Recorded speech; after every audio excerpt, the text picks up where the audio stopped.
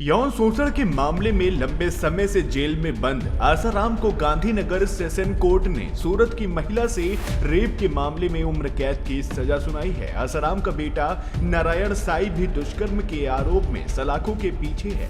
ऐसे में सवाल यही है कि आसाराम के इतने बड़े साम्राज्य का आखिर वारिस कौन है और कौन इसे संभाल रहा है।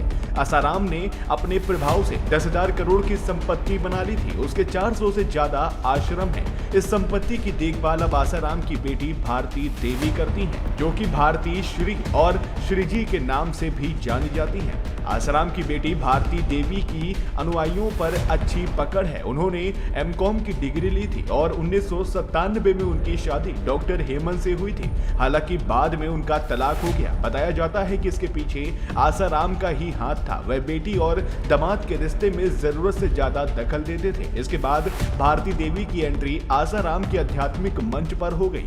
कहा यह भी जाता है कि आसाराम और उसकी बेटी के बीच ज्यादा बनती नहीं थी।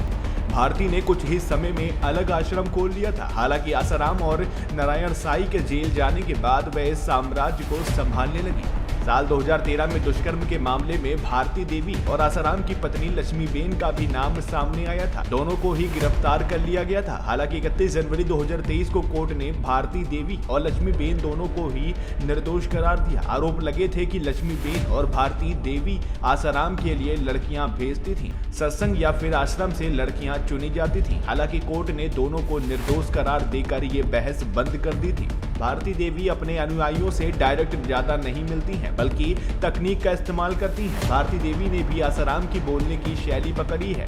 उनका प्रवचन आज भी बहुत सारे लोग सुनते हैं और बड़ी संख्या में अनुयायी हैं। भारती देवी को महंगी कारों का शौक है। आसाराम के इतने बड़े साम्राज्य को वो संभाल रही हैं। 12 साल की उम्र में ही उन्होंने दीक्षा ले ली थी। भारती ज्यादा भ्रमण नहीं करती हैं, बल्कि ऑनलाइन ही ट्रस्ट की गतिविधियों का जायजा लेती रहती हैं। आसाराम का प्रभाव जब बढ़ा तो वह दवा से लेकर ब्यूटी प्रोडक्ट तक बेचने लगे थे। उनके आश्रमों में आयुर्वेदिक प्रोडक्ट मिलते थे। इसके अलावा ऋषि प्रसाद और लोक कल्याण सेतु नाम की 2 पत्रिकाओं से साल में 10 करोड़ की कमाई होती थी। आसाराम के सत्संगों में भी बड़ी मात्रा में दान आता था। दस्तावेजों से पता चला कि आसाराम ने ऊंची ब्याज दरों पर 1635 करोड़ रुपए दे रखे थे। आसाराम ने सोहम एक और कोस्टास एक नाम की अमेरिकी कंपनियों में निवेश भी किया था।